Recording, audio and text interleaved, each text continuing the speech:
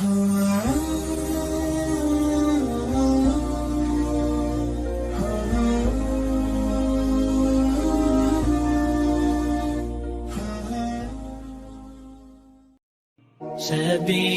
الدموع سبيل مريح، تنهدى يا صاحي كي تستريح.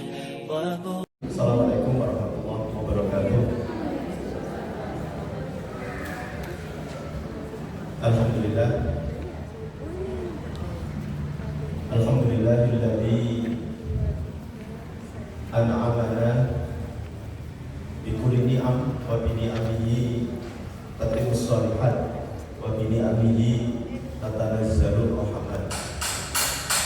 Alladzi khalaqal mauta wal hayata liyabluwakum ayyukum ahsanu amala. Alladzi allafa baina qulubina fa asbahna bi ni'matihi ikhwana. Wassalatu wassalamu ala habibina wa nabiyyina wa qaidina wa qudwatina Muhammadin ibn Abdillah wa ala alihi wa sahbihi wa man sara ala nahjihi wa man da'a bi da'watihi wa man jahada jihadihi ila yaumil qiyamah. Asyhadu an la ilaha illallah wahdahu la syarika lah wa asyhadu anna Muhammadan abduhu wa rasuluh la nabiyya ba'da la haula wa la quwwata illa billah.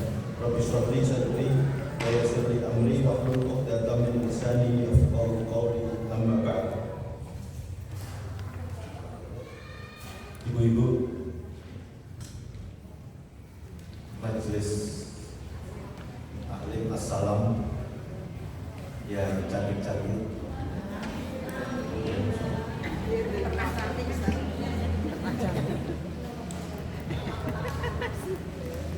masih lah ya, mudah-mudahan calon-calon penghuni surga. amin gue noai amin.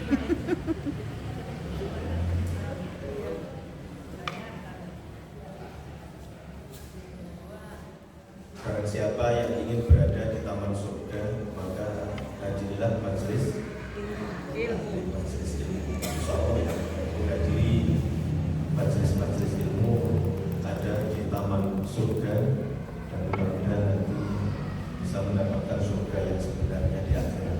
Amin ya rabbal alamin. Mudah-mudahan ya sehat ini senantiasa dijaga kesehatannya.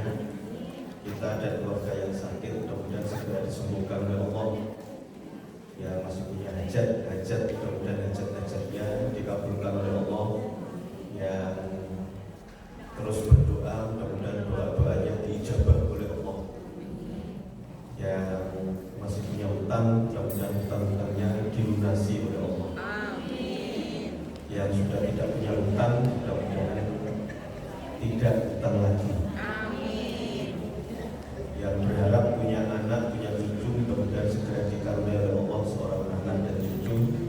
Yang berharap mendapatkan pendamping hidup, mudah-mudahan segera mendapatkan pendamping yang diharapkan.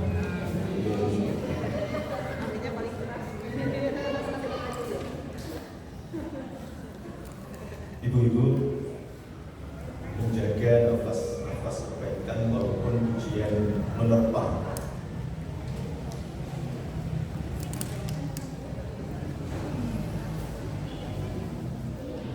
Kebaikan itu punya nafas, punya roh. Kalau tidak dijaga bisa drop, turun, down, ada fluktuasi. Iman juga demikian, al-iman yazid wa yanqus. Iman itu naik, tapi bisa juga turun. Perlu dijaga. Yazidu bil ta'ah wa yanqusu bil maksiyah.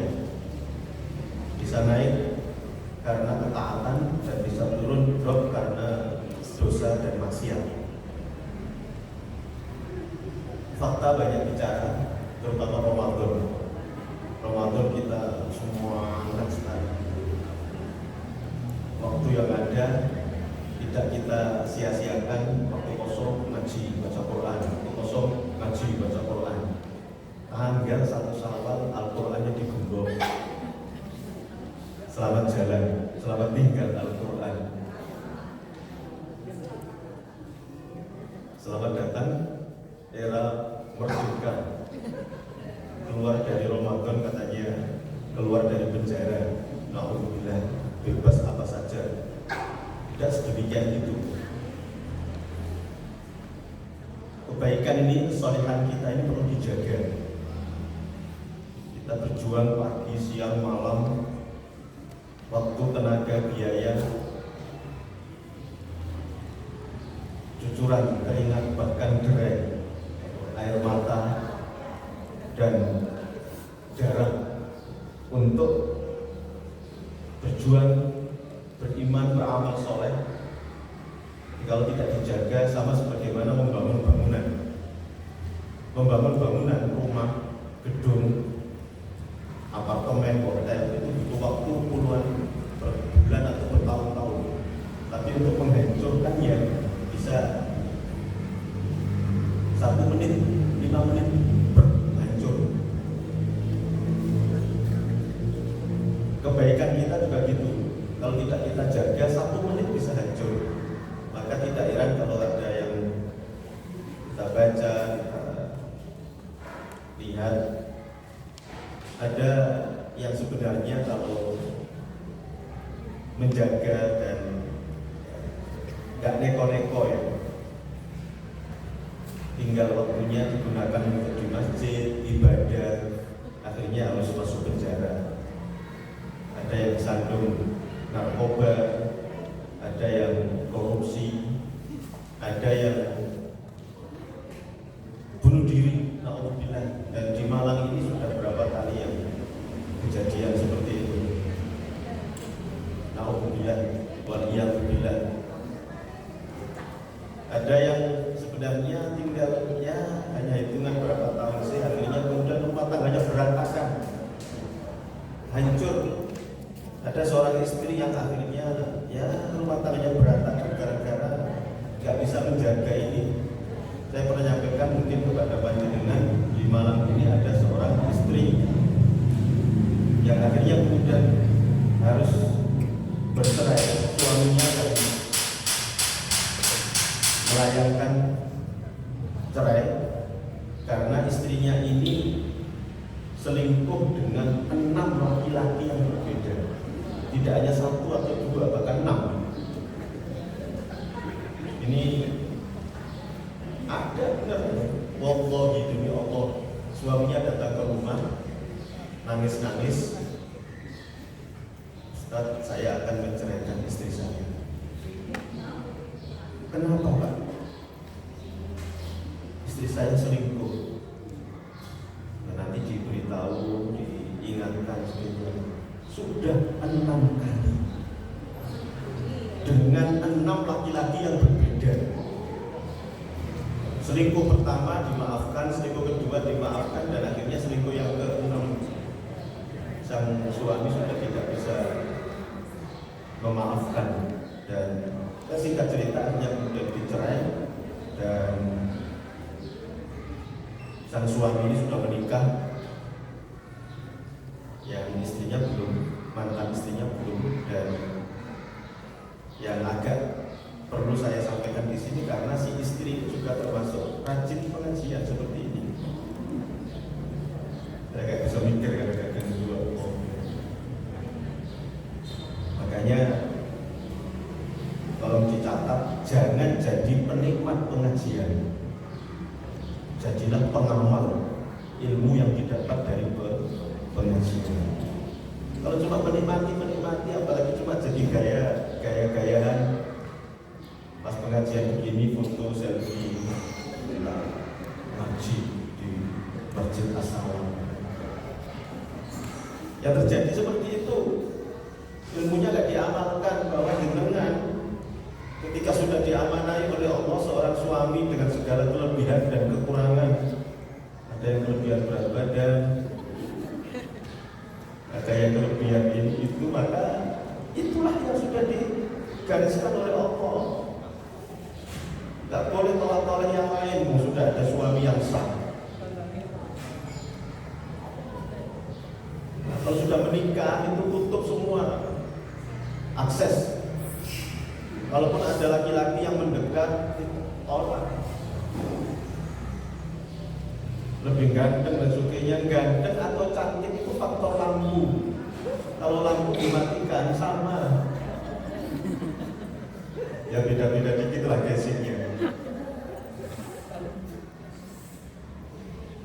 Yang lain mungkin lebih ganteng dari suami, tapi yang lain ini kan haram. Dan belum tentu, karena biasanya rumput tetangga selalu nampak hijau. Sejatinya belum tentu itu rumput, bisa jadi rumput sintetis. Kita tidak tahu di balik apa itu. Dia lebih tidak ada manusia. Masing-masing itu likulih insan manusia. Masing-masing orang itu punya kelebihan. Suami jenengan punya banyak kelebihan yang tidak dimiliki oleh suaminya, tetangga atau teman-teman yang lain. Nikah itu saling menyempurnakan, tidak ada manusia yang sempurna.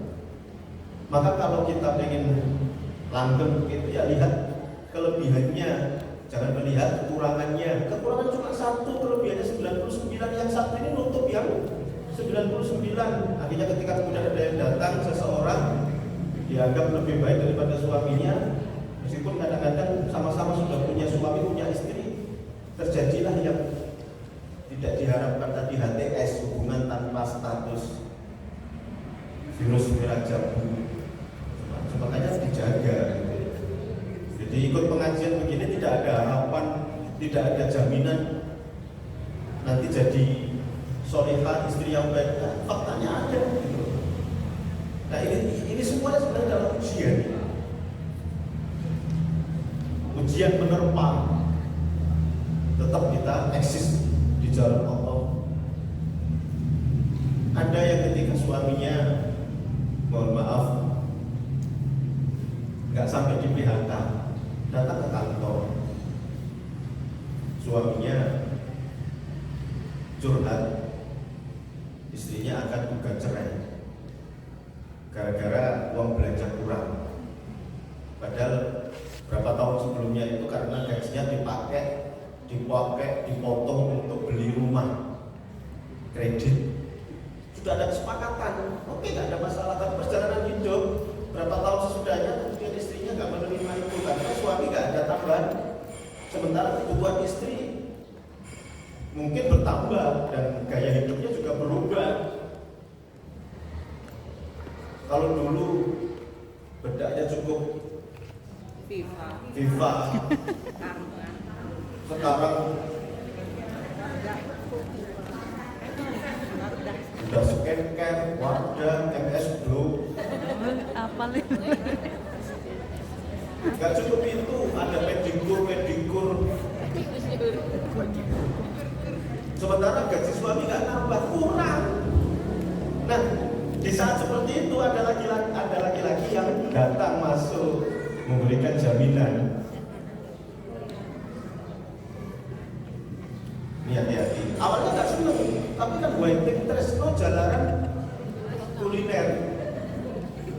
Diajak makan di mana gitu, terus ngobrol-ngobrol.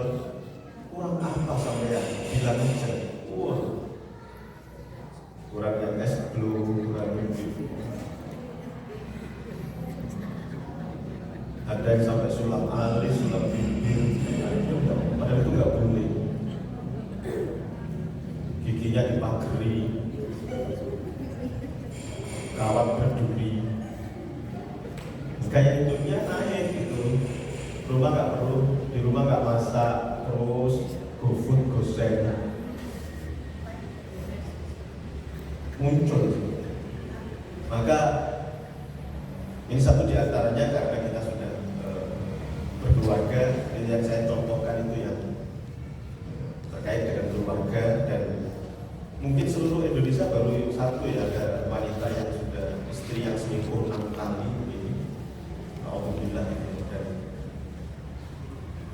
saya nggak habis pikirnya juga kurang apanya suaminya itu saya tadi belum menyampaikan ya, suaminya ini kepala kalau tidak pengadilan negeri, kejaksaan negeri di salah satu kota di Indonesia ini. Datang ke rumah itu pakai mobil mewah, sampai halaman rumah gang itu saya nggak cukup itu karena mobilnya besar, mobil mewah. Dan dari sisi fisik ya lebih ganteng daripada saya. Jujur kan? Ya kurang nampaknya gitu. Sementara si istri juga tidak begitu cantik-cantik amat. Wong amat itu ganteng. Tidak begitu cantik-cantik amat karena amat ganteng. Lu kok iso-iso gitu ya Allah, ya Allah. Apalagi sudah beberapa kali juga katanya aktif kata istri saya. Sebenarnya Bu ini itu ya sering ikut pengajian, astagfirullah. Baik, waktu yang saya diberikan sangat singkat. Saya diberi waktu nanti sampai jam 10, setengah 11 ada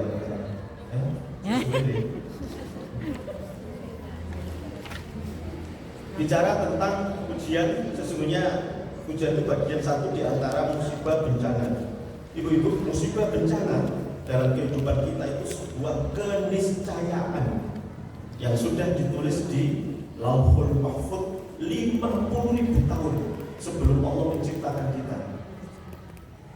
Kata Allah maqadirul khalaiqi qabla an yakhluqas samawati wal arda bi 50.000 sana. Hadis sahih. Allah mencatat takdir kita itu sudah 50.000 tahun sebelum Allah menciptakan langit dan bumi. Kita diciptakan lebih akhir dibandingkan langit dan bumi. Langit dan bumi duluan, baru kita ini, apalagi kita baru berapa puluh tahun ini. Termasuk jodoh.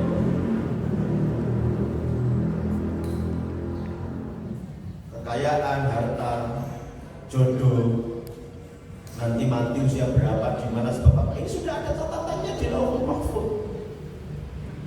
Kalaupun kemudian ada musibah bencana yang datang menyerempah, itu sudah ada catatannya. Kita kayak sadar mau menjalani takdir itu. Jodoh itu kan unik. Misalnya, makanya sudah ditulis di Lauhul Mahfuz. Ada seseorang itu yang sudah pacaran 10 tahun, 15 tahun, 20 tahun nggak jadi nikah.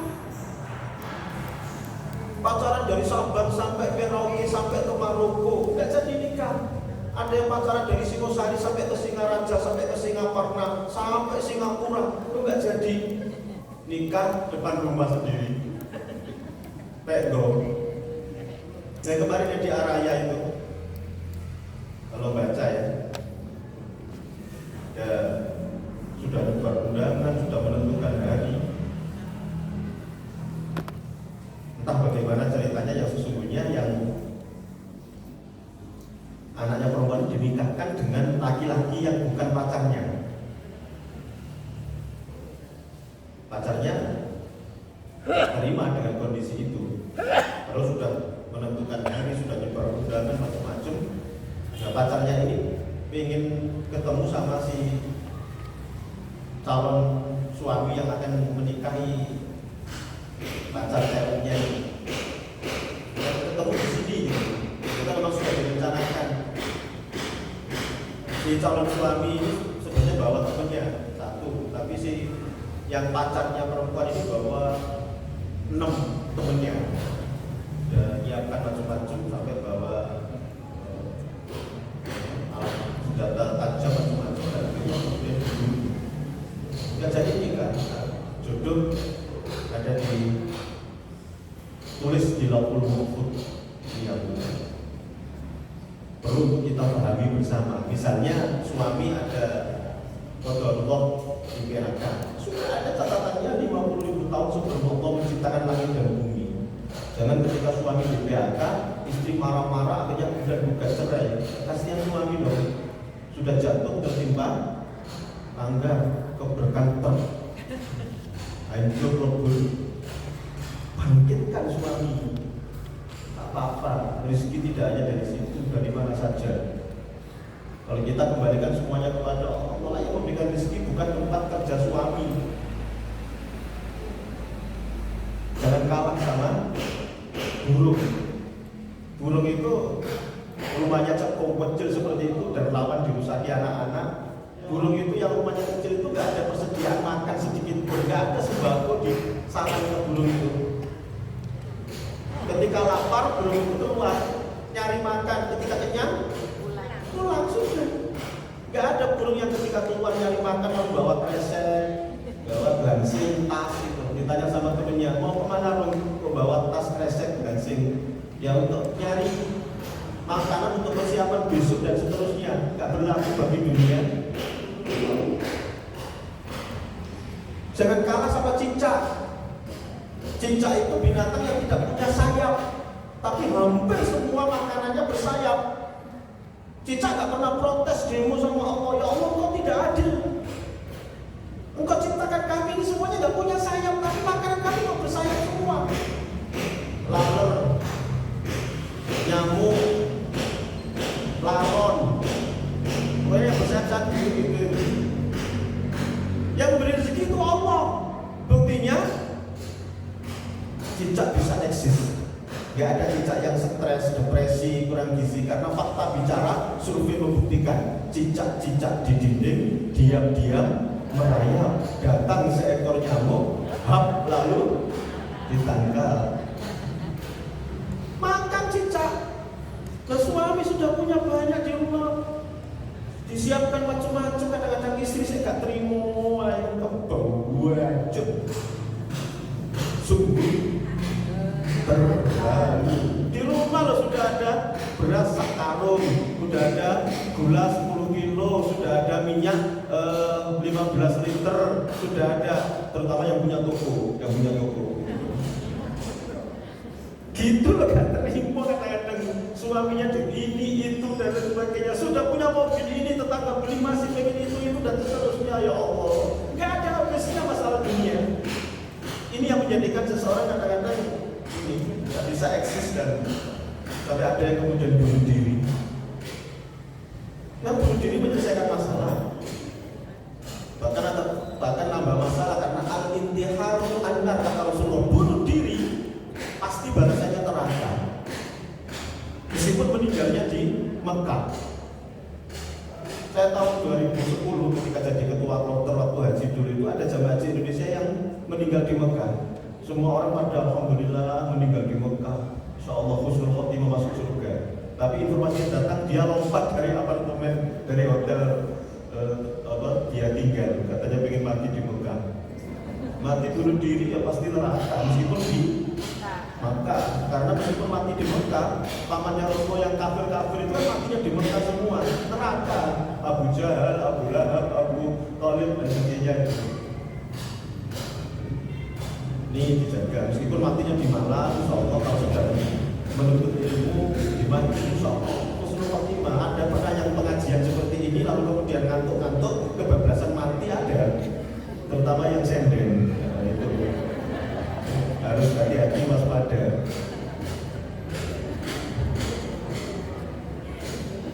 Jam-jam segini jam-jam rawan ngantuk. Karena apa? Habis masak, sarapan, mandi, wes kayak bayi itu. Bayi itu kan habis makan, habis apa, mandi bersih, enak sehat, tidur. Apalagi masuk ke masjid, doanya yang dibaca keliru, dibaca bismillah, Allahumma ya, bismillah, langsung tidur. Ya, nanti dirujuk di surat Al-Hadid ayat 22-23. Allah berfirman sudah jelas sekali di situ, ma asaba min musibatin fil ardi wala fi anfusikum illa fi kitabin min qabli an nabra'aha.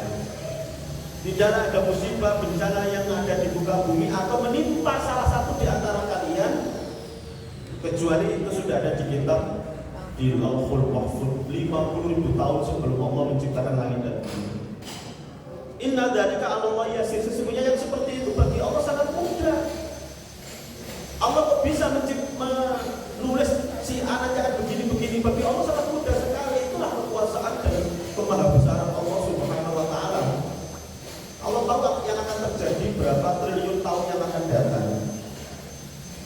Likaila ta'sau 'ala ma fatakum wa la tafrahu bima atakum, agar kalian tidak sedih ketika luput dari yang diinginkan, ketika ada musibah, bencana. Kalau sedih, ini sudah ada catatannya di Lauhul Mahfuz. Bagaimanapun upaya kita untuk menghindar dari yang namanya musibah yang sudah ditulis di Lauhul Mahfuz, nggak akan bisa. Wala tafrahu bima atakum, dan agar panjenengan tidak senang berlebih, agar panjenengan tidak gembira berlebih ketika mendapatkan sesuatu yang kita inginkan. Biasa saja. Nikai la taksau ala ma faqad wa la tafrahu bima atakum wallahu la yuhibbu kulla mukhtalin fakhur. Ini di surat Al-Hadid ayat 22 sampai 23. Nah, jadi ini harus dipahami dulu di awal. Ya, adanya musibah, adanya bencana itu sesuatu yang sudah ada catatannya. Yang diharapkan dan harus kita sikapi ketika ada musibah itu, pandai-pandainya kita menyikapi musibah bencana itu dengan benar sesuai dengan kacamata Al-Quran, hadis atau Islam. Karena ada seseorang yang ketika diuji dengan musibah di PHK atau bangkrut usaha bisnisnya, lalu akhirnya kemudian menyikapinya dengan salah, datang ke dukun paranormal, datang ke Gunung Kawi, minta baju go, akhirnya pulang-pulang dibawain toyol dan bajunya siapa? Toyol, bajunya siapa? Yang seumuran begini paham apa itu judul sinetron itu? Toyol dan teman-temannya. Ada yang bentuk ya toyol itu, ada yang bentuk babi ngepet, ada yang bentuk macam-macam. Alhamdulillah. Itu sudah jatuh tertimpa tangga berkantor. Betul. Sudah di PHK atau datangnya ke seperti itu. Loh Pak, kadang-kadang ada orang yang seperti itu dan sukses. Sebagaimana ada orang yang kafir lalu kaya raya. Konglomerat orang yang terkaya seluruh dunia, bahkan di Indonesia ini semuanya kan rata-rata kafir semua. Kok bisa seperti itu? Kami sudah sholat pagi, sudah malam, tahajud, dan kaya-kaya. Hati-hati, itu namanya istidraj. Dilulu sama Allah.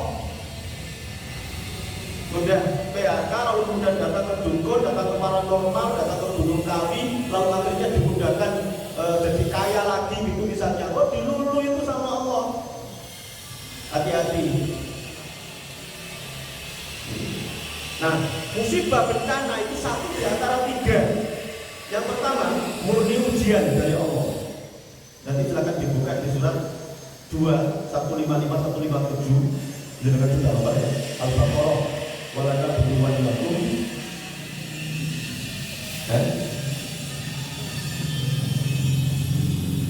Al-Baqarah 155 sampai 157.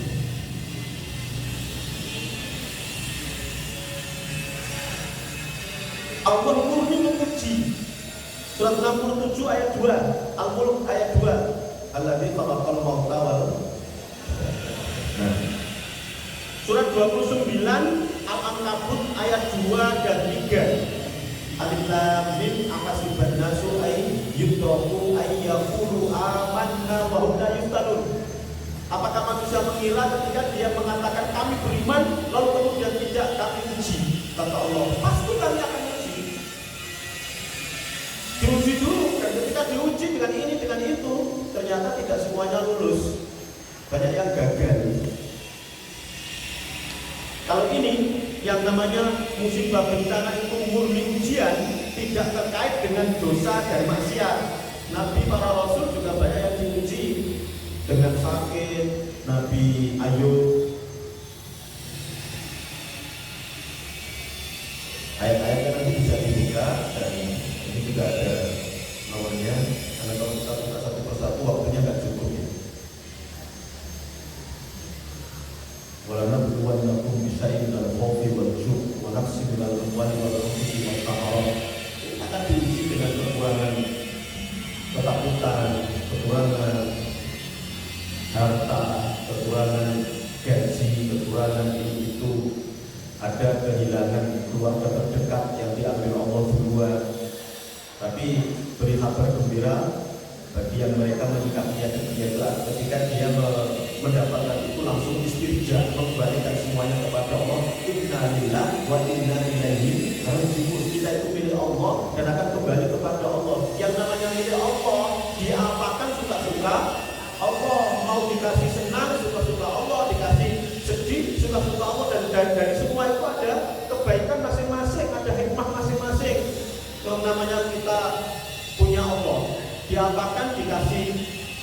dikasih rezeki, sukses, gajian, suka-suka Allah. Ada keluarga diambil duluan suaminya, diambil duluan istrinya, suka-suka Allah.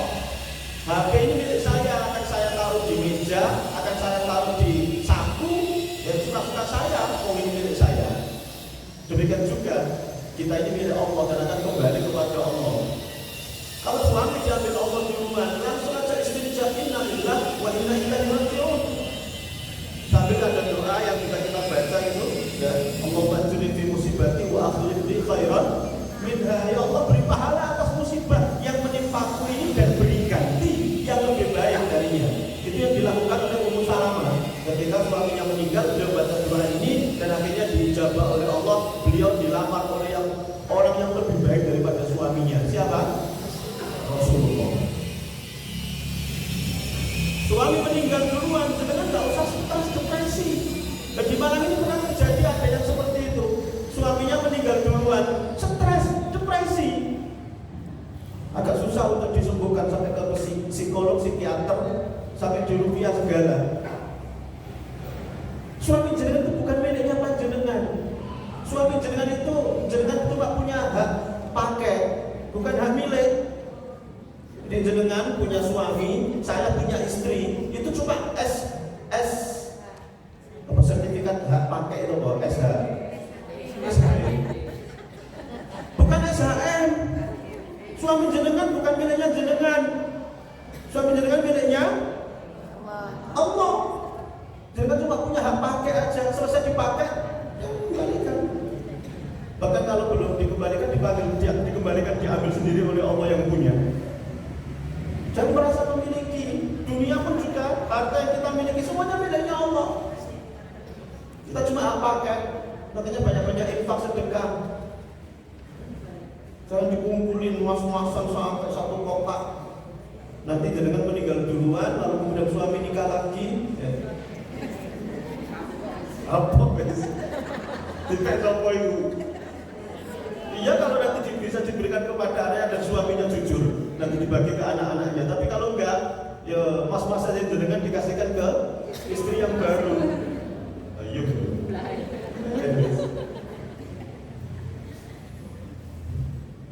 Nah, ini harus dipahami.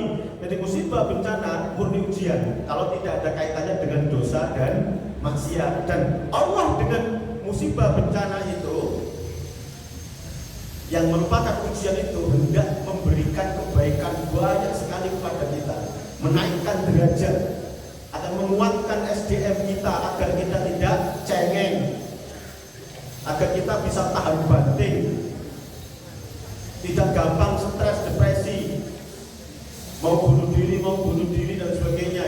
Berapa kali jembatan Suhat itu jadi saksi sejarah. Alhamdulillah. Bahkan kemarin setelah yang itu meninggal itu, ada lagi yang akan bunuh diri lagi, diselamatkan oleh warga. Gampang sekali orang itu bunuh diri. Sesulit apapun, kita punya Allah. Kita tidak punya apa-apa. La haula wala quwwata illa billah. Kita punya Allah yang maha segala-galanya. Ketika Rasulullah bersama Abu Bakar di gua, ketika beliau akan hijrah ke Madinah, dari Makkah ke Madinah, mampir singgah di gua Sur. Ketika di gua Sur berdua, Rasulullah ini disayembarakan.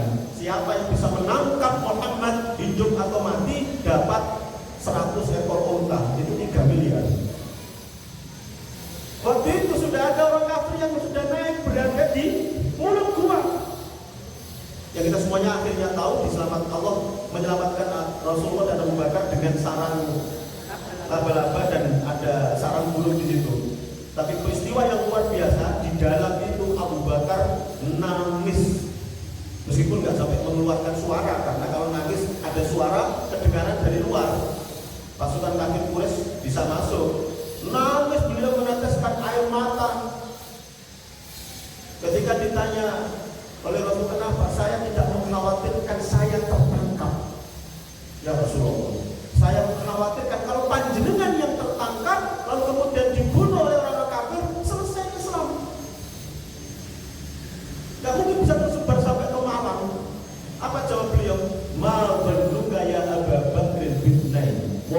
Allahu thalithuma la taqaf wa la tahzan innallaha ma'ana. Apa panjenengan mengira kita cuma berdua? Kita bertiga bersama Allah Subhanahu wa ta'ala. Jangan takut, jangan gelisah, jangan khawatir. Allah bersama kita. Aku tidak diselamatkan oleh Allah Subhanahu wa ta'ala.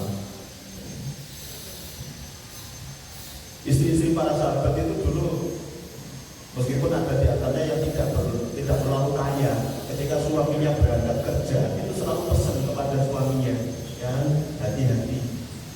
Kalaupun nanti tidak mendapatkan rezeki yang halal, pulang nggak usah bawa apa-apa, nol, nggak bawa apa-apa, 0 real atau 0 rupiah, daripada jenengan pulang bawa banyak tapi dari sumber yang haram. Kami tidak kuat lagi jadi bahan bakar api neraka. Kalau panjenengan pulang nggak bawa apa-apa, 0 rupiah, kalau bahasa kita 0 rupiah ya.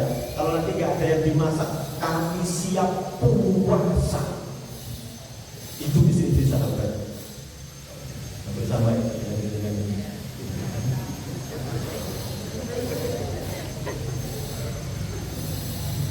mau lanang entos.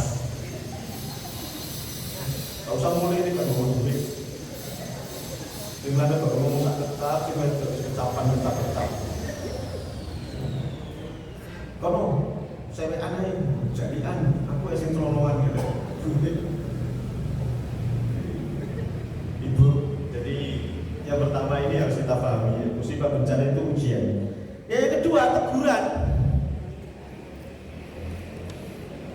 Kalau ini ada kaitannya dengan dosa dan maksiat, Allah menegur dengan sesuatu yang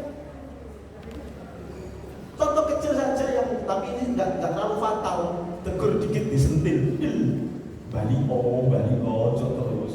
Contoh, kalau kita mau makan lupa nggak baca basmalah, Allah menegurnya dengan apa? Kecokot, kelelahan sendok. Itu teguran dari Allah itu. Hati-hati. Seseorang yang barangkali ketika ada sesuatu lalu kemudian nyentar belok ke sesuatu yang tidak benar, ditegur oleh Allah di jalan kesandung. Mungkin ada sedikit kecelakaan, itu teguran agar ingat, ayo balik ke jalan yang benar.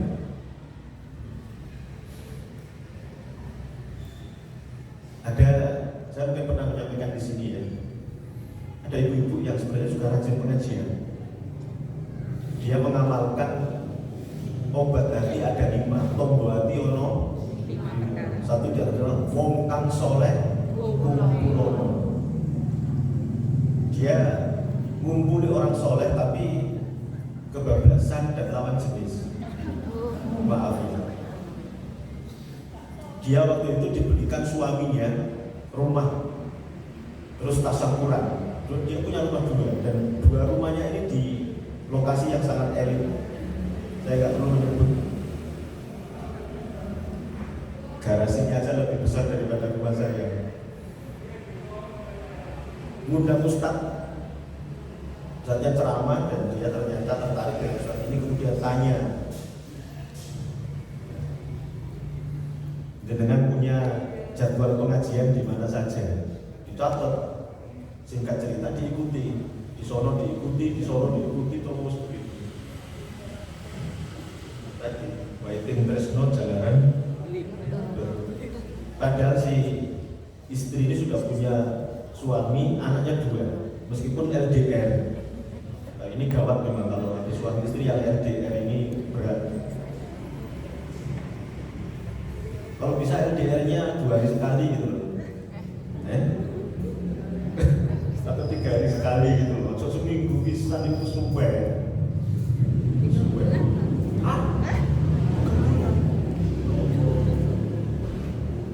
Ikut aja.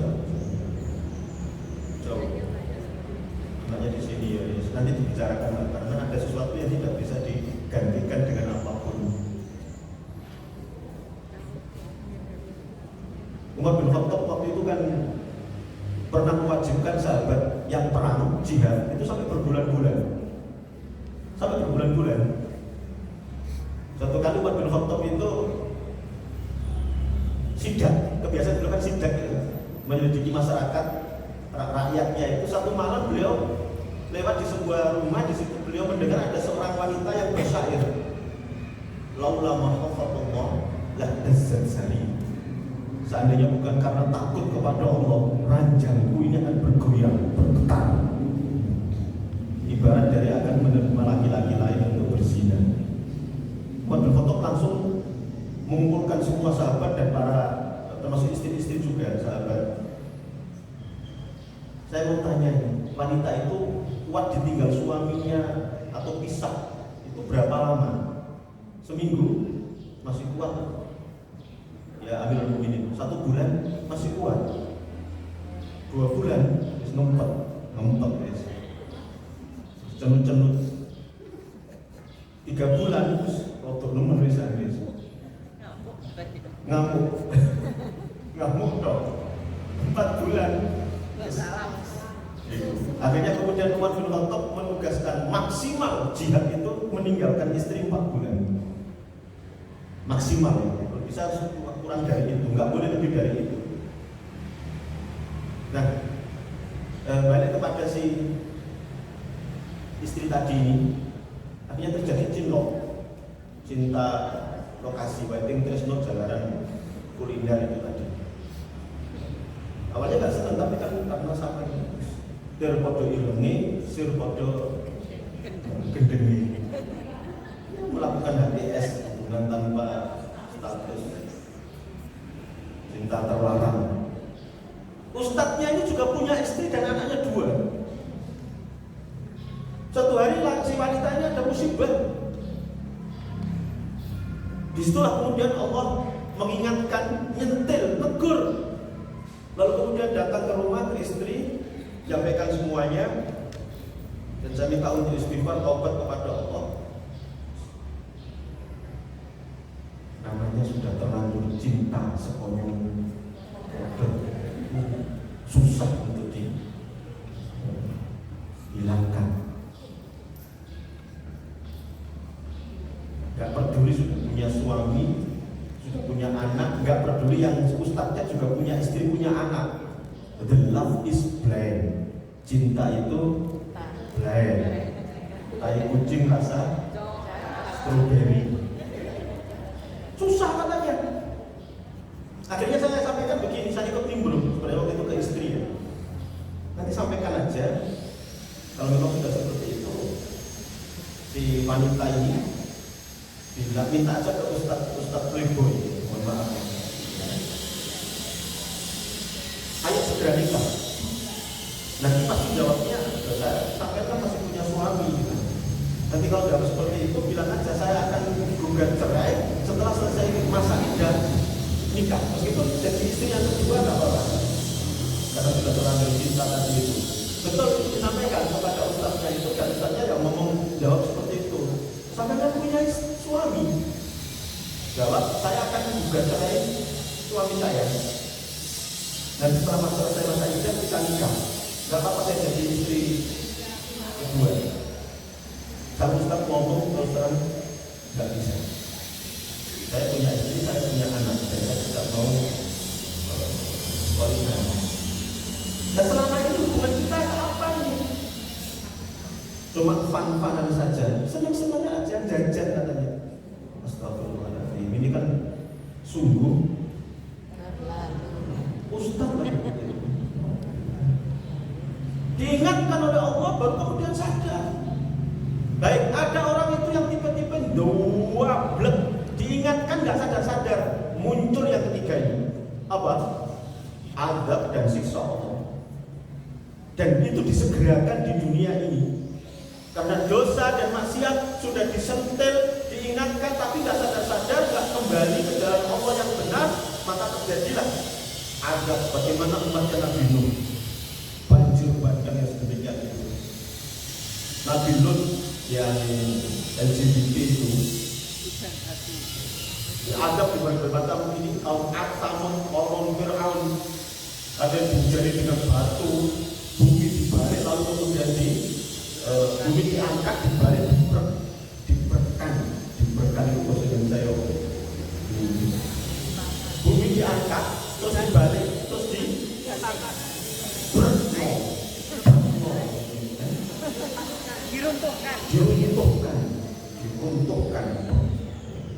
dengan tanah longsor, ada yang macam-macam dan lain sebagainya. Alhamdulillah. Tetapi Allah dengan kuasanya, dengan rahman rahimnya, Allah memberikan solusi ketika ada teguran, ketika ada adab dengan 3 I. Apa itu? Istighfar, taubat masal.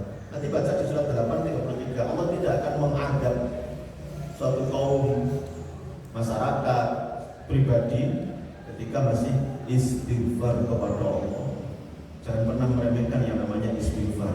Tapi jangan dilesan tok. Jangan tobat lombok kapok, lombok makan weci 1, lombok 5, wadesen tobat. Besok lagi makan weci meneh kalau lombok boleh nyari. Itu namanya kapok, lombok. Jadi sekali tobat berhenti. Apa sih yang kita cari, apalagi yang sudah seusia seperti ini, saya dan panjenengan paling hanya tinggal nunggu hitungan tahun. Ada mungkin bulan, mohon maaf, yang tua jangan tersinggung. Kematian tidak harus yang tua dulu.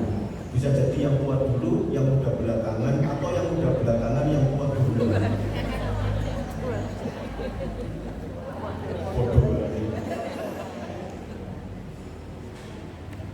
Banyak anak muda yang lebih dulu diambil Allah daripada yang tua. Berapa korban kanjuruhan kemarin? 120-an lebih. Itu muda semua, ada yang belum punya KTP lebih dulu. Jadi hati-hati ya.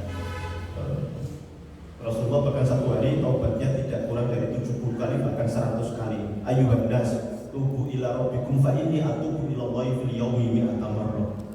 Sab'ina marrah wa fi riwayah mi'ata marrah. Hai manusia, bertobatlah kalian kepada Allah. Aku Muhammad satu hari tidak kurang dari 70 kali, bahkan 100 kali bertobat. Itu saya nggak pernah bertobat terus. Kita ini kan banyak dosa, kadang-kadang tobat enggak. Mulai dari bangun tidur tadi sampai sekarang berapa ngerasani orang berapa orang. Bangun tidur tadi sampai sekarang ketambahan ngerasani ustaz berceramah.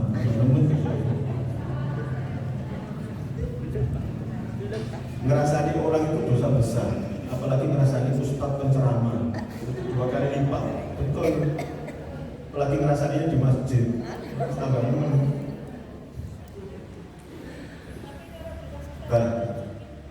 gimana? Ustadznya baik, ganteng, opo itu bagus, tapi itu penghinaan. Enggak ganteng kok dibilang ganteng. Itu laki-laki, betul. Sip.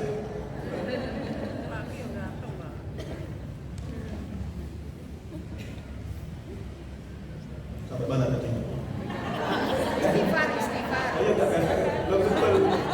Itu menyenangkan istri saya. Ketika saya punya kesempatan itu ada ustadz yang disenangi oleh jamaahnya, itu istri saya selalu pesan begitu, hati-hati di. Sampai detik ini tidak ada satupun jamaah perempuan yang menyenangi saya. Aman. Ini kelebihannya punya wajah yang pas-pasan. Baik, yang kedua, inabah. Ketika ada musibah, bencana, ujian menerpa, yang harus kita lakukan adalah inabah. Apa? Kembali kepada Allah. Ikuti aturan Allah, Islam dengan benar. Sebelum Allah menimpakan adab yang lebih berat lagi. Ini di surat 39 Az-Zumar ayat 54-56. Wa anibu ila rabbikum wa aslimu lahu min qabli ay ya'ti ahdakumul adab. Inabah, kembali kepada Allah sebelum Allah menimpakan adab yang lebih besar lagi. Segera kembali kepada Allah, ikuti aturan Allah. Selingkuh itu kata orang-orang katanya menyenangkan, iya, tapi itu melanggar aturan Allah. Dan kembalilah kepada suami yang sah. Berbaktilah kepada suami, bahagiakan suami, cari rebut ridho suami. Silahkan masuk surga dari pintu mana saja. Hadisnya jelas. Gak usah nengok-nengok yang lain. Apalagi itu suaminya orang. Meskipun itu tidak suaminya orang, atau jejaka begitu, karena memang tidak halal yang dikatakan. Istri itu enak, mudah sekali, rebut ridho suami, silahkan masuk surga dari pintu mana saja. Masya Allah, enak sekali bagi yang masih punya suami. Tolong, suami datang langsung sambut, peluk, cium, bawakan tasnya kalau dari kantor, kalau dari sawah dan bawakan jaring, cangkul, pacul. Habis itu kemudian suami dimandikan, habis dimandikan dikafan. Enak jadi istri itu, betul. Diredomi, tapi teh waktu dibungkuti, anu nih, bulu nih, disuguhi masakan kesukaannya. Silakan masuk surga dari pintu mana saja, lo enak.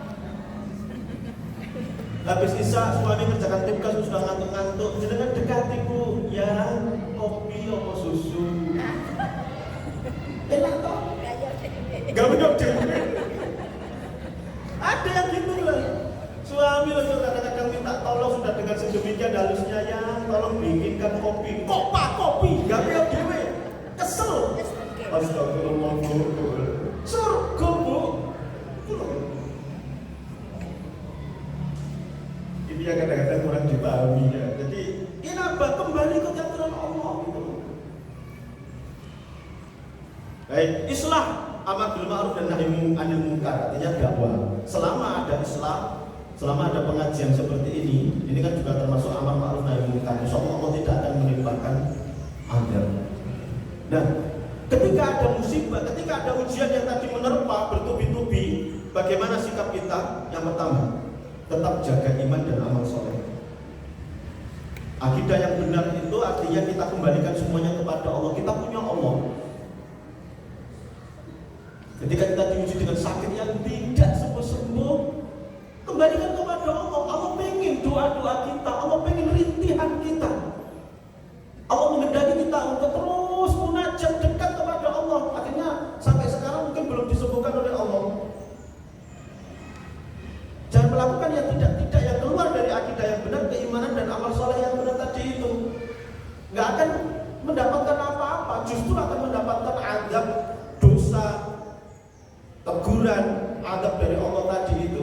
Kalau misalnya datang ke dukun paranormal tadi kemudian diberikan misalnya apa yang kita inginkan, istidraj. Jadi semakin dekat sama Allah, semakin banyak iman dan amal soleh.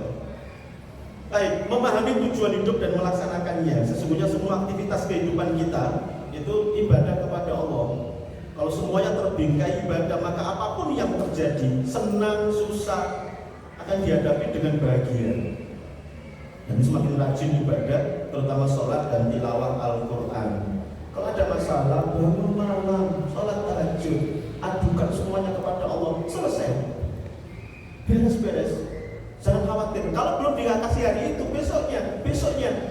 Kenapa hari berikutnya kok tidak dijawab? Karena Allah itu mengijabah doa kita. Ada 3 kemungkinan kan. Yang pertama, tes langsung. Yang kedua, ditunda, nunggu waktu kapan-kapan.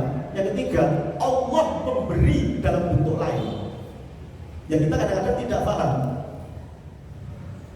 Ya Allah, kalau misalnya aku alpat misalnya, Allah kasih yang ketiga dalam bentuk yang lain. Apa? Misalnya dalam bentuk alhamdulillah keluarga harmonis, romantis, anak-anak soleh, solehah, berprestasi. Ini gak bisa diganti dengan alpat. Saya kan disuruh milih, saya milih keluarga harmonis, romantis, ya anak-anak sehat, sukses semuanya, dan alpat juga. Kalau suruh ini. Ya kadang-kadang kita kurang paham seperti itu. Pahami loh. Ibadah dengan keadaannya musibah begini kan kita dikasih oleh Allah kesempatan untuk ingat Allah. Astagfirullahaladzim. Terus banyak doa, banyak apa. Sementara kalau kita tidak dikasih ujian apa, misalnya sakit atau apa, kadang-kadang lupa sama Allah. Kadang-kadang sholat asar aja dijabat dengan maghrib karena saking sibuknya ikut imam syarif. Ada yang sholat subuh dijabat dengan duha, subhan. Maka adanya musibah bencana kadang-kadang mengingatkan kita untuk lebih dekat kepada Allah. rajin ibadah. Perbaiki sholat. Al-Ankabut ayat 45. Ini penting sekali. Inna sholata tanha 'anil fahsya wal munkar. Sholat itu mencegah perbuatan keji dan munkar. Kalau ada musibah bencana, jangan malah kita tambah lari, tambah dosa dan maksiat. Terutama sholat wajib. Apalagi seperti kita ini 5 waktu ini tolong tepat waktu. Biasanya suka menunda-nunda sholat di daerah saya, Kembalangan sana itu ibu-ibu. Udah jelas ada sih goreng ayam. Diingatkan sama anaknya, sama suaminya, sholat bu, sih goreng tahu, tempe, kerupuk, sih goreng lombok, bawang, tomat, brambang, terasi, sih nyambel, mari nyambel. Makan, habis makan ngantuk terus kok apal semua. Kayak pengalaman kayak gitu. Saya dengar karena saya tinggal di Kembalangan itu tembok dekat dengan tembok yang tetangga itu, lucu juga tetangga itu. Sholat dulu. Ketika dengan adzan atau bahkan sebelum adzan kan sudah punya waktu jam, ada jadwal itu. 5 menit sebelum adzan, 1 menit sebelum adzan sudah ambil air wudhu, siap sholat. Kalau jamaah monggo dengan suami atau anak-anak, kalau di rumah yang monggo di rumah karena wanita tentunya kekhususannya sholat di rumah. Tapi tetap tepat waktu, jangan tunda-tunda. Model saya dengan sholat itu paling 5 menit, rakaat pertama wal asr, rakaat kedua kulhu, inna atau inna, kita jangan. Tambah. Saya gak yakin dengan rakaat pertama surat Yasin, rakaat kedua Al-Waqi'ah, gak yakin belas. Gak mungkin. Kesuwen. Kulhu aja. Gak lama sholat itu 5 menit. Bahkan sesungguhnya ya kalau wal asr itu cuma 2 menit. Ada ini ya. Biasanya kan iqomah itu ya kurang 2 menit. Ya cukup wal asr nanti cuma 2 menit. Sholat kita cuma 2 menit. Jangan ditunda-tunda. Akan terkena peringatan dari Allah, fawailul lil alladzina hum an sholatihim. Apalagi cuma hanya gara-gara masalah masak, matikan kompor selesai. Aja turuti. Bosnya jawab pos. Bukan dong. Jawab pos ya. Jawab pos apa? JTV ya. JTV. Jangan mengurusi urusan perut. Gak ada pernah habisnya dunia ini. Apalagi pekerjaannya perempuan. Dekat dulu, nanti selesai sholat dilanjutkan. Wanita itu pekerjaannya memang banyak, yang mulai dari nyuci, nyapu, ngepel, nyetrika, macam-macam, merapikan semuanya. Yang tidak punya pembantu misalnya, tapi insya Allah itu peluang surga lebih besar. Amin ya rabbal alamin. Dulu Asma binti Yazid itu pernah protes pada Rasulullah. Asma binti Yazid sama teman-temannya, sahabiyah itu protes sama, ya Rasulullah, Islam itu tidak adil. Islam itu mewajibkan laki-laki jihad, tapi wanita enggak. Berarti kan peluang pahala laki-laki lebih banyak daripada perempuan. Islam mewajibkan laki-laki untuk sholat Jumat, wanita enggak. Islam wajib laki-laki untuk mengantar jenazah sampai ke makam, wanita enggak. Berarti kan wanita kurang pahalanya dibandingkan laki-laki. Rasulullah tersenyum bangga. Ini demo menuntut pahala, belum pernah terjadi sepanjang sejarah. Apa kata Rasulullah? Sampaikan kepada semua sahabiyah, wanita muslimah seluruh dunia, istri yang mengabdi kepada Allah melalui pengabdiannya kepada suami, anak, keluarganya, nyapu, ngepel, itu pahalanya sama dengan jihad di medan perang. Masya Allah. Saya ketika baca ini buku hadis ini, saya ingin jadi wanita sebenarnya. Enggak bisa. Gimana lagi? Enak kan? Laki-laki keluar, boleh. Duit padahal sih digoleki yang wangel. Panas, hujan, rawan kecelakaan di jalan, dimarahi atasan, dituntut bawahan kanan kiri, tabrak sana ini, aduh. Wanita di rumah masak ayam, bisa mencicipi. Di satu sisi saya tidak melihat wanita itu enak dalam hal itu, artinya tidak sebagaimana laki-laki, apalagi tanggung jawabnya ya. Artinya kalau ada suami yang tidak sholat, itu istri nggak dituntut tanggung jawabnya. Tapi kalau ada istri nggak sholat, suami wajib bertanggung jawab, ditanya oleh Allah Subhanahu wa Ta'ala. Itu luar biasa itu. Baik, ya, perbaiki sholat ya, wajib. tambah jadi dengan sholat-sholat yang sunnah, sholat sunnah rawatib. Satu hari upayakan minimal 12 rakaat. Allah akan membangunkan istana di surga. Man shalla fil yaumi itsnatai asyrata raka'atan banallahu lahu baitan fil jannah. Barang siapa yang sholat rawatib qobliyah ba'diyah satu hari minimal 12 rakaat, Allah akan membangunkan istana di surga. Ukuran opoi bonus dari Allah itu. Sebelum zuhur 2 rakaat, atau sudah zuhur 2 rakaat, sebelum asar 2 rakaat, sesudah maghrib 2 rakaat, sesudah isya 2 rakaat, sebelum subuh 2, bahkan sebelum subuh itu ada tambahannya lagi. Rakaatul fajri khairun minad dunya wa ma fiha. 2 rakaat fajar subuh itu, sunnah qobliyah subuh itu pahalanya lebih baik daripada dunia dengan segala isinya. Lu kurang apanya Allah berikan bonus. Dan kadang-kadang kita kesusu tok bae.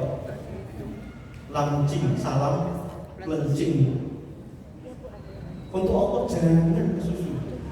Berikan yang terbaik. Tidak ada di dunia ini yang lebih baik daripada kita sholat jumpa dengan Allah. Jangan kesusu. Dunia bisa diakhirkan, bisa ditunda. Hayya ala sholat, yang manggil ini Allah. Kita dipanggil Pak Lurah, Pak Camat aja langsung berangkat. Gak mungkin kita tepat waktu. Biasanya 1 jam sebelum hari jam yang ditentukan. Kenapa kita dipanggil Allah? Nih, ya, tepat waktu, jangan ditunda. Apapun kesibukan, tinggalkan.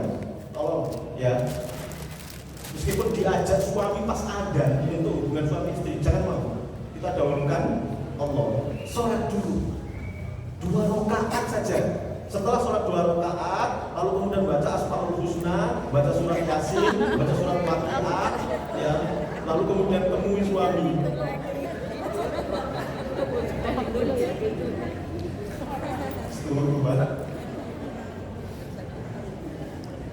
Nih, sholat ya dijaga. Sholat malam tahajud yang mulai tidak harus 11 rakaat. Kalau yang tidak kuat 11 rakaat bisa 23 rakaat. Tambah banyak. 2 rakaat 3 witir, atau nggak kuat 2 rakaat 3 witir, 2 rakaat ditutup dengan 1 witir. Yang tahajud 2 rakaat wal asr kulhu, yang witir inna a'toina. Kurang murahnya Islam itu. Pahalanya banyak sekali. Sholat duha, pahalanya luar biasa, bisa mempermudah segala urusan kita, memperlancar rezeki. Apalagi jangan melepas suami, anak-anak keluar, minta sama Allah, ya Allah, selamatkan suamiku, selamatkan anakku, terutama ya Allah, jadikan suamiku nanti pulang tidak lupa jalan pulang ke rumah.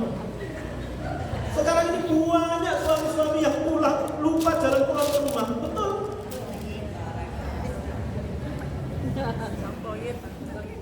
Ketika saya jadi di penghulu di kawasan waktu itu ada ibu-ibu istri yang akan gugat cerai suaminya.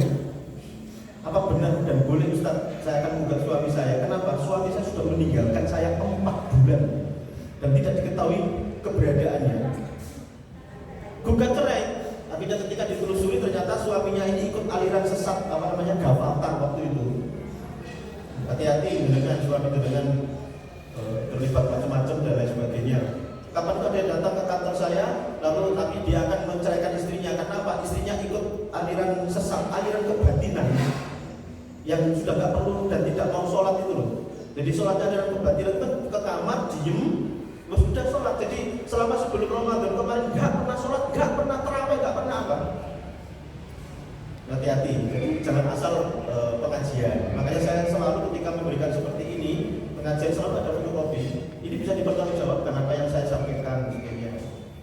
Dan dengan juga bisa mendatangi rumah saya, kantor saya, bisa menelusuri semuanya. Saya jelas insya Allah. Bukan di sini sudah meninggalkan malam itu enggak. Kalau jelas dan ditelusuri gitu. Jadi sholat duha, sholat syukur wudhu 2 rakaat.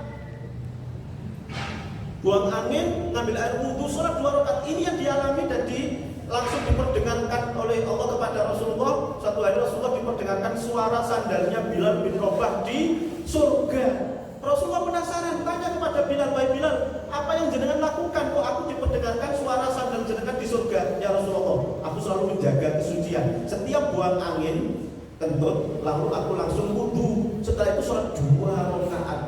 ini yang dialami oleh Bilal bin Rabah. Kan nggak berat kok. Syukurlah yang nentukan misalnya sholat 2 rakaat, nentut lagi, wudu lagi, sholat 2 rakaat. Betul, surga. Lu kurang apanya sih Allah itu memberikan kita, tapi kita kadang-kadang ya wah, sholat 2 rakaat, wah, buat pada ngelek gitu. Umpamanya sholat tahajud itu dulu masih tidur, ngantuk, gitu loh. Ini perlu kita paksa diri, ya. Jangan nuruti nafsu. Sholat duha itu dari kita suruh gitu semua sampai adzan zuhur. Berapa jam itu rentangnya? Sempatkan. Malah seru dulu. Ya ada yang aja. Itu demi untuk kita dan keluarga kita semuanya. Baik. Yang keempat, 5M. Ini kewajiban kita kepada Al-Quran ya. Membaca, mentadabburi, menghafal, mengamalkan dan mendakwakan Al-Quran. Akrab dengan Al-Quran itu akan meningkatkan kualitas spiritual. Al-Quran adalah makanan spiritual. Kalau kita tidak pernah, alhamdulillah jarang-jarang saja akan menjadikan hati ini gersang. Soleh dan tidaknya seorang sangat ditentukan oleh dekat atau tidaknya dengan Al-Quran. Ingat, manusia yang paling keras, kasar, Umar bin Khattab, itu sebelum masuk Islam itu ditakuti oleh sahabat-sahabat Rasulullah. Ketika sudah masuk Islam ditakuti oleh orang-orang kafir. Waktu itu keluar dari rumah menghunus pedang. Pedang sudah dihunus sambil marah emosi. Ditanya sama orang di jalanan, mau kemana kau menghunus pedang? Cari Muhammad, akan aku bunuh. Kenapa? Nah, dia menyebarkan Islam dan banyak orang Makkah yang masuk Islam. Orang itu kemudian dengarkan, adek lo itu sudah masuk Islam ikut Muhammad. Takut dia marah, langsung belok ke rumah adiknya Fatimah binti Al-Khattab. Ketika Umar dekat rumahnya Fatimah, kemudian mendengar sayup-sayup Fatimah membaca Al-Quran surat Toha. Allah memasukkan hidayah. Apa yang kamu baca? Al-Quran. Apa itu? Wahyu Allah pedoman hidup untuk umat Islam. Aku ingin baca, nggak bisa. Sampean masih kafir. Yang bisa baca Al-Quran ini adalah orang Islam. Kalau gitu, antar aku ke Muhammad, aku akan bersyahadat masuk Islam. Masya Allah, luar biasa ya. Akhirnya kemudian Umar bin Khattab bersyahadat. Waktu itu Umar bin Khattab datang ke rumah Nabi Muhammad. Di sana ada beberapa sahabat yang ngaji. Sahabat itu sepasang kuda-kuda untuk melawan Umar bin Khattab kalau akan mencelakai Rasulullah. Kata Rasulullah, biarin. Apa yang dilakukan nanti akan kita hadapi bersama. Mudah-mudahan membawa kebaikan. Ketika mudah masuk, ya Muhammad, asyhadu an la ilaha illallah. Semua sahabat takbir semuanya. Meskipun ini tidak lepas daripada doa Rasulullah, Allahumma a'izzil Islam bi ahadi umarain. Ya Allah, muliakan Islam, kuatkan Islam dengan masuk Islamnya 2 Umar, yaitu Umar bin Khattab dan Amr bin Abu Jahal waktu itu. Pelakunya, tapi yang dimasukkan dan diberi daya adalah Umar bin Khattab. Kita ini, jadikan rumah kita tiada hari tanpa baca Al-Quran. Meskipun 1 hari cuma 1 juz, nggak apa-apa. Satu lembar, didikan, tambahin 1 juz, kurang paling nggak setengah juz. Ya. Ada 15 keutamaan baca Al-Quran, baca tok gitu ya. Satu di antara, la taj'alu buyutakum maqabir. Jangan jadikan rumah panjenengan itu adalah kuburan. Rumah yang kuburan, allati la yuqra'u fihil Qur'an, yang rumah itu tidak pernah dibacain di dalamnya Al-Quran secara harian. Itu di mata Allah adalah kuburan. Kuburan itu karakteristiknya peteng, dedek, gelap, gulita, kotor, jorok, serem, angker, menakutkan. Di mata Allah yang tidak pernah baca Al-Quran itu sama seperti kuburan, peteng, dedek, gelap, gulita, kotor, jorok, serem, angker, menakutkan. Meskipun cowok antik, ganteng, apa mana saya tak baca Quran, tambah demen. Yuk bacain Al-Quran di rumah. Ini akan bisa menjamin ketika ada masalah, bangun sholat tahajud tadi lalu kemudian baca Al-Quran. InsyaAllah Allah akan memberikan solusi yang terbaik. Baik, zikrullah menyebut mengingat dan mendekat kepada Allah. Ini konsep hidup bahagia. Di surat Ar-Ra'd ayat 28. Alladzina amanu wa tatma'innu qulubuhum bidzikrillah. Ala bidzikrillahi tatma'innul.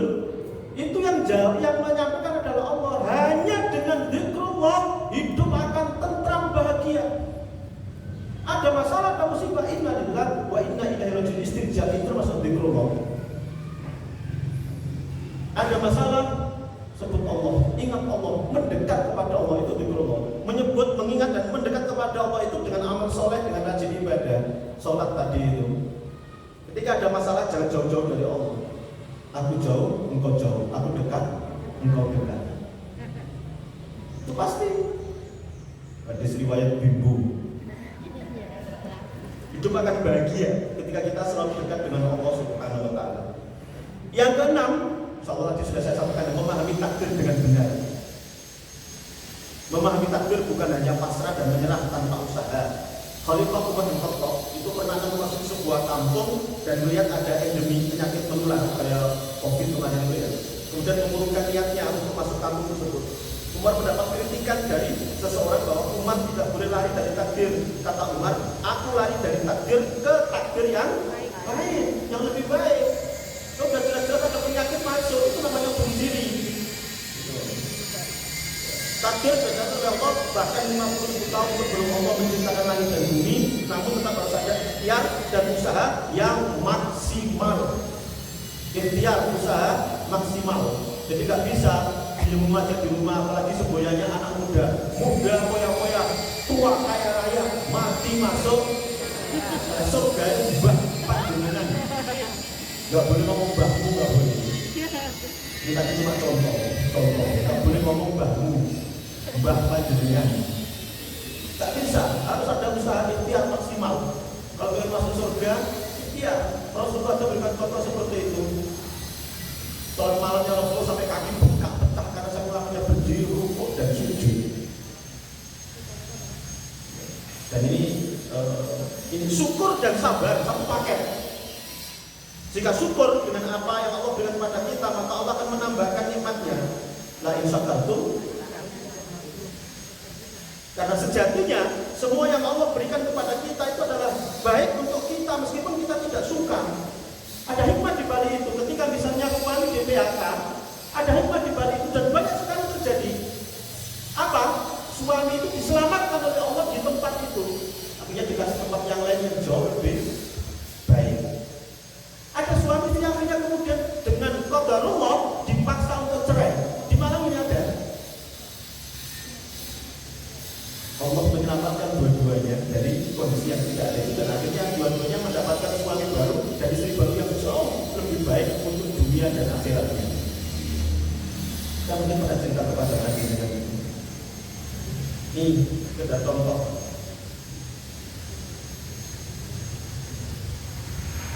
Bahkan ada yang datang ke kantor akhirnya kita dulu dinikahkan dengan nikah yang tidak sah. Mestinya yang menikahkan itu adalah wali hakim. Karena apa?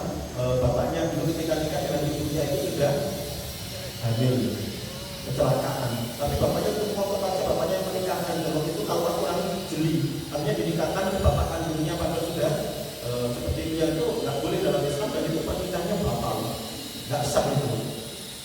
Entah bagaimana cerita kemudian Allah menyelamatkan dengan di rumah tangganya nggak baik, akhirnya cerai. Akhirnya nikah baru lagi dengan prosedur yang sah, yaitu dinikahkan oleh wali hakim. Jadi antaranya salah satu hikmah kita ambil ketika ada musibah, bencana, ujian menerpa, ada hikmah di balik itu semuanya. Yang tahu adalah Allah, kita tidak tahu. Makanya kita terima semua aturan dari Allah. Insya Allah nanti Allah akan memberikan solusi yang terbaik. Syukur, sabar, ya. Sabar kunci hidup tenang. Ketika Allah menguji kita dengan musibah sakit, maka sabar, ambil hikmahnya.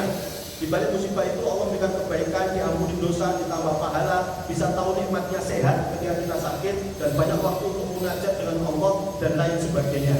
Itu hikmah sabar. Makanya meskipun panjenengan barangkali dengan segala ketidaksukaan dengan suami karena suami ada yang alhamdulillah bersyukur kepada Allah. Banyak suami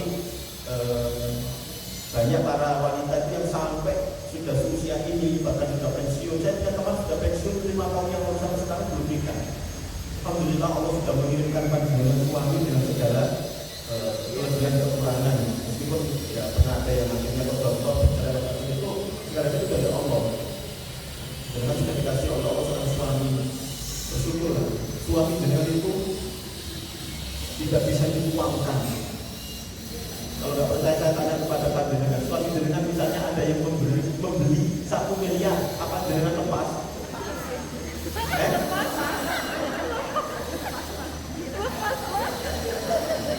Ya, Bu, suami jenengan misalnya ada yang membeli 1 miliar, apa jenengan lepas?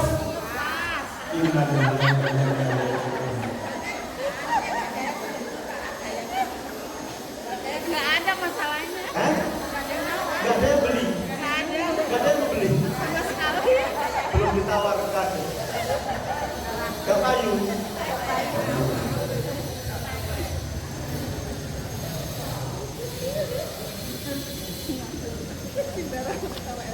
Saya kan dengar suami istri itu luar biasa nih, makan bersama, makan sama suami, makan sama istri itu enak. Makan bersama itu nikmat, meskipun cuma dengan kambing goreng, daripada makan sendiri pakai tahu tempe.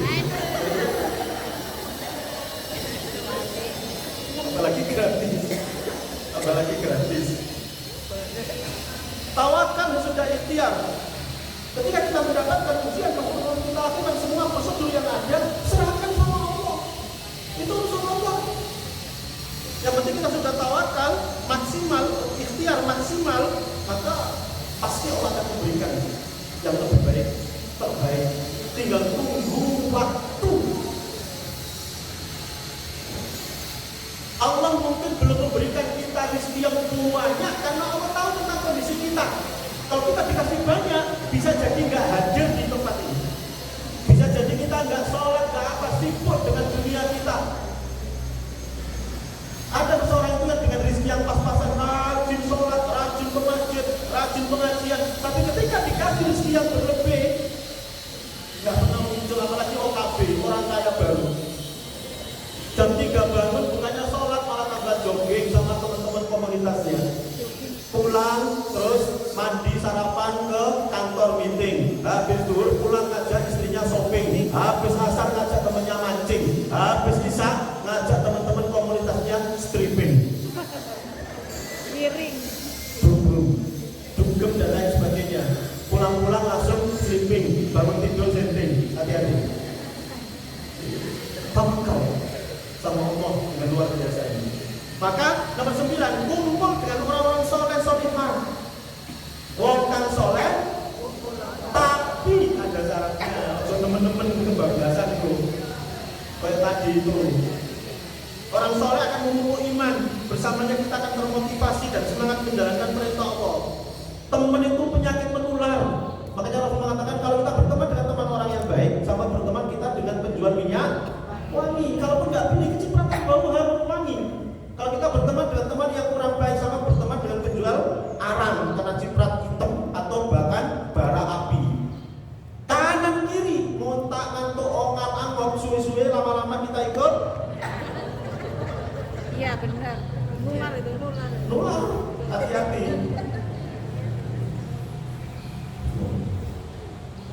Teman yang soleh, pengajian begini, tapi jangan berlebih. Jangan kayak sosialita, ngalor ngidul nggak jelas, juntrungi. Kita ngalor ngidul jelas, harus jelas. Ya, targetnya ini dan lain sebagainya. Pulang-pulang jadi istri yang solihah, ojo tuntutan suami. Itu loh, monggo, itu loh kocokmu, mesti tuku apa, sampai mobil saya carry juga. Itu apa gunanya pengajian kalau gitu? Ya, jadi jangan sampai tuntutan. Suami istri itu jangan ada kata menuntut, tapi memberi yang terbaik. Nuntut gak pernah akan ada puas, tapi beri yang terbaik. Nanti pulang dari sini bawa anak ke suami tercinta. Oleh-oleh apa, begitulah di jalan apa, begitu. Tapi ya sesuaikan. Kalau sudah tidak punya gigi, terus itu kok no marning. Suaminya sudah gak punya gigi, dibelikan marning. Itu hinaan itu. Kalau nggak punya gigi, pulang-pulang belikan apa? Kafe. dager itu nggak punya suami, doakan sama Allah mudah-mudahan beliau masuk surga. Amin ya rabbal alamin. Insyaallah nanti akan ke dampaknya kepada panjenengan. Ya, nih ya menjauhi lingkungan yang buruk, cari komunitas yang baik. Ini di atas dalam komunitas. Sampai Rasul itu pesan begini. Indaru kodro ajiman. Hati-hati kodro ajiman. Apa itu ya Rasulullah? Wanita yang sholihah tapi ada di lingkungan yang jelek. Jangan dipilih jadi calon istri. Itu pada para suami atau kita mertua, ya. Kita ini kan akan didatangi oleh calon menantu atau kita akan mencari mantu untuk anak kita ya. Meskipun dia itu soleh atau sholihah, tapi kalau ada di lingkungan yang rusak, jangan dipilih. Ada di lingkungan. Ya?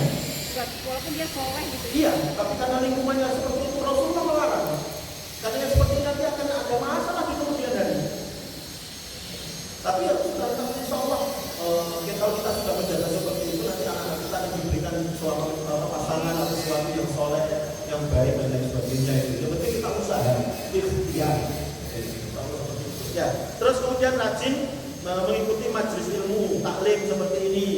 Ya, pengajian ini upayakan, apalagi ini kan insya Allah seminggu sekali. Gak lama, paling lama 1,5 jam. Itu pun kalau tidak terlambat datang. Kalau terlambat datang, paling-paling ya cuma 1 jam. Ya, mohon maaf yang terlambat ya, saya tidak nyindir. Ya, tapi cuma menyampaikan saja. Kalaupun terlambat cuma 1 jam, itu pun belum tentu full 100% mendengarkan. Karena ada yang pada ngomong, sepertinya mendengarkan serius, tapi arwahnya terbang kemana itu ada. Iya. Ingat lauknya belum. Ingat belum masa nanti suami dia kalau pulang ngamuk-ngamuk, ya Allah, gak usah diingat lagu kalau dengar di sini. Oh, sedot saja lagi, gak usah diingat apa yang ada di rumah itu urusan nanti. Tuh, belum masak banyak beli. Tuh, kan sekarang buahnya itu ada dadar jantung, ada dadar telur dadar, ada tahu macam-macam, ada tempe macam-macam gitu. Jangan masalah urusan makanan kok ada. Makanya di rumah ya suami jangan terlalu dimanja. Kalau jangan semuanya di apa itu ya diajari lah sedikit. Kalau nggak pas nggak ada apa begitu. Kosong bikin mie goreng aja nggak bisa gitu. Kalau misalnya pas dengan sibuk begitu ya mohon maaf gitu. Nanti itu ada mie goreng, ada mie godok gitu. Tapi kalau dengan mampu tadi itu dengan salari gitu. Yang kopi oposisi mie goreng atau mie godok. Nah itu mau mesti digoreng, awak mau digodok. Nah kalau itu masuk mungkin meneh campur goreng sama godok. Atau mie goreng godok itu lalu kemudian dikasih telur, kemudian digoreng jadi martabak. Penerapan dulu. Iya, nggak apa-apa betul. Iya, nggak apa-apa. Makanya saya bisa menyampaikan ya karena itu. Nggak apa gitu, nggak apa-apa. Nggak usah menyusahkan. Saya pulang ke rumah nggak ada apa-apa di rumah. Telur digoreng, atau telur goreng, atau telur mandiri. Nyambel lah, osek-osek. Nyambel buang, apa namanya? Yang penting ada. Kemudian ada logo, ada bawang putih, ada minyak panas, bos enak. Luar biasa itu. Tidak terlena dengan kehidupan dunia. Dunia ini mataul hurur, kesenangan yang menipu. Jangan jadi seperti tadi OKB. Jangan pagi siang malam kerja terus ditutup-tutupnya. Gak akan pernah ada puas. Jenengan sudah punya anting-anting yang kanan 1 kilo, yang kiri 1 kilo, masih pengen 2 kilo, 3 kilo, gak pernah puas. Betul. Sudah punya mobil ini kurang. Dunia itu seperti itu. Kita mati nggak bawa harta, yang kita bawa cuma kain kafan, itu pun bantuan rukun kematian. Apa yang kita banggakan? Dunia ini bukan tempat tinggal, dunia ini tempat meninggal. Cepat atau lambat saya semua dengan semua akan meninggalkan dunia ini. Tempat tinggal kita yang abadi adalah nanti di akhirat antara surga dan neraka. Tentu kita yang sehat, normal, pengen nanti di surga, di akhirat masuk surga, nggak mungkin neraka. Makanya harus kita jaga. Gitu. Tidak berarti kemudian kita anti dunia, enggak. Oh semuanya ini butuh dunia.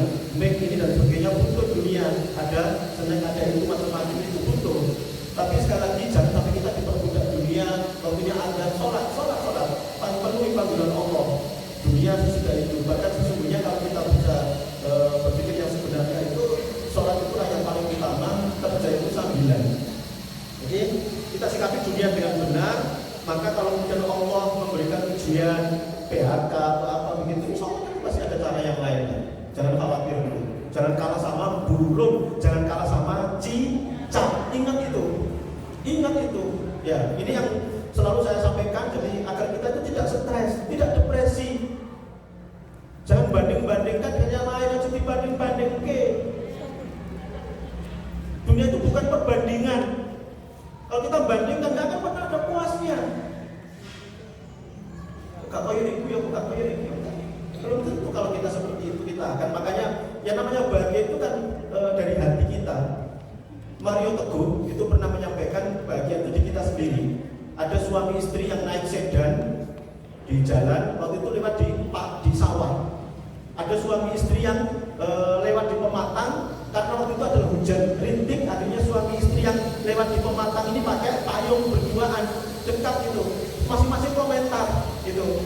Yang naik sedan berdua suami istri, dia bilang, papa, gitu. Apa mama? Gitu. Orang kaya, papa ini dan papa suka.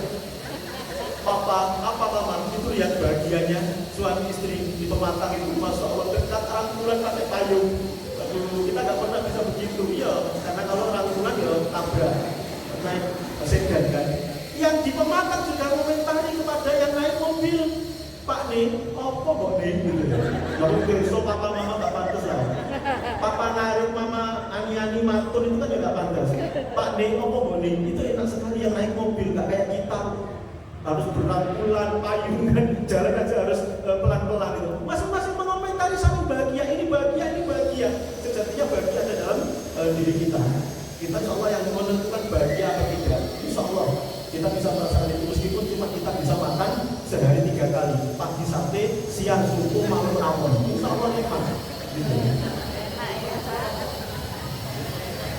Baik, mengikuti dalam mengamalkan sunnah Rasul, kemudian doa yang terakhir ya, yang muqallibal qulub tsabbit qalbi ala Allahumma a'inni ala dzikrika wa syukrika wa husni ibadatik. Itu terus. Kemudian ada doa yang insyaallah ya dengan sudah hafal juga lah, apalagi di usia kita menjelang tua.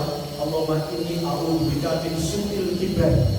Allahumma inni a'udzubika min su'il kibar. Ya Allah, aku berlindung kepadamu dari masa tua yang jelek, secara finansial, secara fisik, secara apa saja. Mudah-mudahan nanti kita di usia tua itu tinggal menikmati hidup, bahagia bersama anak, cucu, keluarga semuanya, sakinah, mawaddah, warahmah. Rezeki juga tidak kekurangan. Insyaallah kita bisa ibadah dengan maksimal. Mudah-mudahan apapun yang terjadi kita bisa menyikapi dengan baik. Insyaallah dari semuanya kita akan sukses dunia dan lebih nanti di akhirat. Mudah-mudahan kita tidak hanya kumpul-kumpul seperti ini setiap minggu, kumpul-kumpul di Masjid As-Salam, tapi kita nanti insyaallah akan dikumpulkan di surga Allah Subhanahu wa taala, dan mudah-mudahan surga kita nanti adalah surga Firdaus. Amin ya rabbal alamin. Walaupun saya mohon maaf, mestinya hari Rabu yang lalu kelima, tapi karena saya ada acara di Jakarta, saya sebenarnya tidak mau ikut, tapi semua sudah ditanggung oleh yang menanggung. Jadi transportasi, akomodasi, pesawat, pulang pergi dan akomodasi di hotel Millennium. Alhamdulillah 4 hari kita bisa menikmati hotel, nggak bayar sama sekali gitu. Padahal hotelnya di Jakarta itu 1 hari 800.000 hotel top gitu ya, dan makanannya mewah sekali, tapi karena nggak bayar jadi nggak kosong gitu. Kita alhamdulillah bisa dimuliakan oleh Allah dengan kondisi itu. Kita kemarin dipertemukan dengan dai-dai seluruh Indonesia, dan saya kemarin di sini berdoa untuk kalau bisa tukeran dengan Rabu berikutnya Pak Arif, maka insya Allah alhamdulillah bisa. Itu barangkali yang dapat saya sampaikan. Mudah-mudahan sekali lagi kita semuanya senantiasa istiqomah di jalan Allah, eksis di jalan Allah sampai akhir hayat, husnul khotimah menghadap Allah, dan kita kumpul di surga. Amin amin. Waalaikumsalam subhanallahi wa bihamdihi, asyhadu an la ilaha illa anta, astaghfiruka wa atubu ilaik. Assalamualaikum warahmatullahi wabarakatuh. Allahu Rabbi wal Islam dini wa Muhammadan Rasul